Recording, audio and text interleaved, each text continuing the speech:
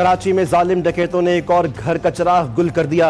मंजूर कॉलोनी में डकैती मुज़ाहमत पर नौजवान रेहान कत्ल। मोबाइल ना देने पर मुल्जिमान नौजवान पर गोलियां बरसा दी। 4 मुसल्लह मुल्जिमान कत्ल और लूट मार के बाद बासानी फरार हो गए। वज़ीर-ए-आज़म से अबू ज़हबी के वली अहद शेख खालिद बिन मोहम्मद बिन ज़ैद अल नहयान की मुलाकात। शहबाज शरीफ का पाकिस्तान और यूएई के दरमियान बिरादराना ताल्लुकात मज़ीद मजबूत करने के अज़्म का इयादा। एलामी के मुताबिक मुलाकात के बाद वफूद सतह पर भी बातचीत हुई। वज़ीर-ए-आज़म ने कहा कि दोनों ममालिक सियासी ताल्लुकात को इक़्तिसादी शराकतदारी में तब्दील करने के लिए मिलकर काम कर रहे हैं। और जजेस तक़र्री के लिए कायम जुडिशल कमीशन का इजलास कल होगा। चीफ जस्टिस पाकिस्तान याहिया अफरीदी इजलास की सरबराही करेंगे। लाहौर हाई कोर्ट में एडिशनल जजेस की तैनाती के लिए 8 सेशन जजेस के नामों पर गौर किया जाएगा। ऑफिशियल सीक्रेट एक्ट के तहत हवाले की तफ्तीश मुकम्मल होने के बाद ही मुमकिन होगी। आईनी बेंच के रिमार्क्स। फौजी अदालतों में सिविलियन स्ट्राइक के खिलाफ इंफ्रा कोर्ट अपीलों पर समाअत। जस्टिस मोहम्मद अली मजहर ने कहा कि रावलपिंडी और लाहौर की अदालतों के हुक्म नामों के अल्फाज बिल्कुल एक जैसे हैं। जस्टिस जमाल खान मंदुखेल बोले, लगता है इंसदाद दहशत गर्दी की अदालतों के जजेस की अंग्रेजी के काफी मसाइल हैं। वकील फैसल सिद्दीकी की जानिब से अहमद फराज केस में अदालती फैसले का हवाला। कहा, अहमद फराज पर इल्जाम था कि शायरी के जरिए आर्मी ऑफिसर को उकसाया गया। मुझ पर भी उकसाने का इल्जाम लगा, लेकिन मैं गिरफ्तार नहीं हुआ। आपको अब गिरफ्तार करा देते हैं। जस्टिस जमाल खान मंदुखेल का हल्के फुल्के अंदाज में जवाब। जस्टिस मुसरत हिलाली ने कहा कि बतौर वकील केस हारने के बाद मैं बार में बहुत शोर करती थी। जज बनकर आप भी ट्रक ड्राइवर्स वाला काम ही कर रही हैं। जस्टिस मोहम्मद अली मजहर की बात पर अदालत में कहे। जस्टिस मुसरत हिलाली ने कहा कि अब तो चर्सी तिक्के वाले को भी असली चर्सी तिक्का लिखना पड़ता है।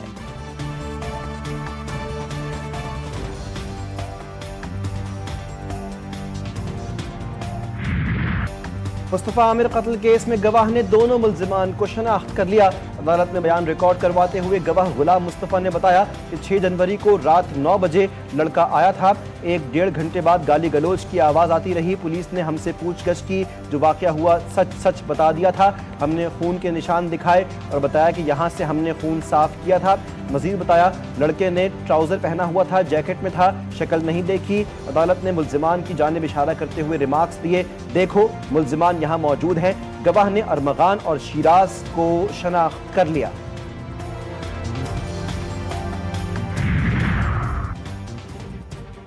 मुस्तफ़ा आमिर कत्ल केस गिरफ्तार मुल्जिमान अरमगान और शिराज का 5 रोज़ा जिस्मानी रिमांड मंजूर। पुलिस ने मुल्जिम अरमगान की गिरफ्तारी और असलहा बरामदगी की रिपोर्ट अदालत में जमा करा दी।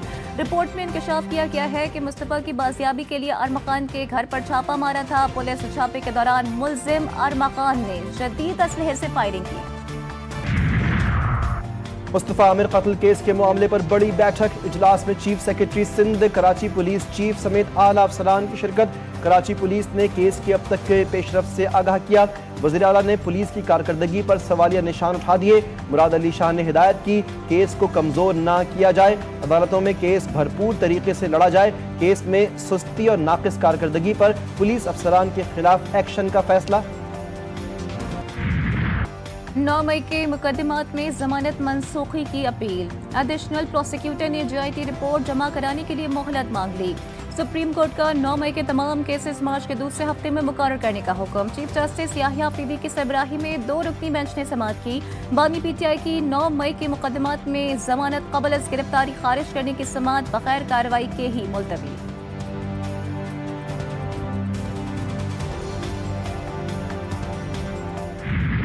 Bismillahirrahmanirrahim. I do solemnly swear faith and allegiance to Pakistan, that as Federal Minister I will discharge my duties and perform my functions वफाकी काबीना में नए वुज़रा की शमूलियत। 13 वफाकी वुज़रा, 11 वुज़रा ममलिकत और 3 मुशीरान ने ओहदे का हलफ उठा लिया। ऐवान सदर में सदर ममलिकत आसिफ जरदारी ने हलफ लिया। वफाकी वुज़रा में हनीफ अब्बासी, तारिक फजल चौधरी, मुस्तफ़ा कमाल, सरदार यूसुफ वफाकी शामिल। अली परवेज, शिजा फातिमा, जुनेद अनवर, खालिद मक्सी, पीर इमरान शाह, बैरिस्टर अकील भी काबीना में शामिल। वज़ीर मुमलिकत में तलाल चौधरी, अब्दुल रहमान कांजू, बिलाल अजहर कियानी, मुख्तार भरत समेत दीगर भी शामिल।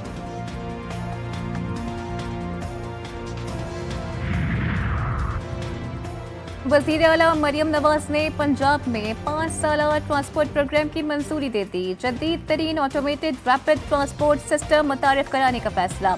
मरियम नवाज की ज़ेर सदारत ट्रांसपोर्ट से मुतालिक खुसूसी वीडियो लिंक इजलास ऑटोमेटेड रैपिड ट्रांसपोर्ट पंजाब भर में 4 साल में मुकम्मल करना चाहते हैं।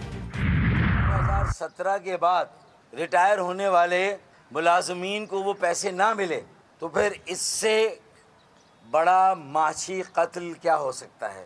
2016 के बाद बतदरीज आहिस्ता आहिस्ता जो MQM कभी इन इदारों को चलाती थी। KMC के 10,000 मुलाजमीन रिटायर्ड, वाजिबात 8 साल से अदा नहीं किए गए। कराची के शहरियों का इस्तेहसाल हो रहा है। MQM रहनुमा डॉक्टर फारूक सत्तार कहते हैं वफाकी हुकूमत का भी कहीं न कहीं कसूर है। MQM कभी सिंध के इदारों को चलाती थी, इदारों का कंट्रोल हमसे छीन कर सिंध के वडेरों को दिया गया।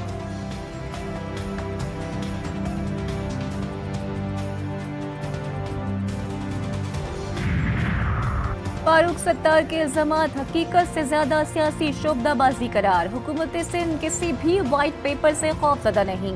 MQM रहनुमा को पहले हक़ाइक़ और दादो शुमार का मुताला करना चाहिए था। सीनियर सूबाई वजीर शर्जील इनाम मेमन का फारूक सत्तार को जवाब। प्रेस कॉन्फ्रेंस में शर्जील मेमन का खवातीन को मुफ्त स्कूटी बाइक देने का ऐलान। कहते हैं जिन खवातीन के पास लाइसेंस होगा वो इस स्कीम की अहल होंगी। जॉब करने वाली खवातीन और तालिबात भी मुफ्त स्कूटी बाइक हासिल कर सकेंगी।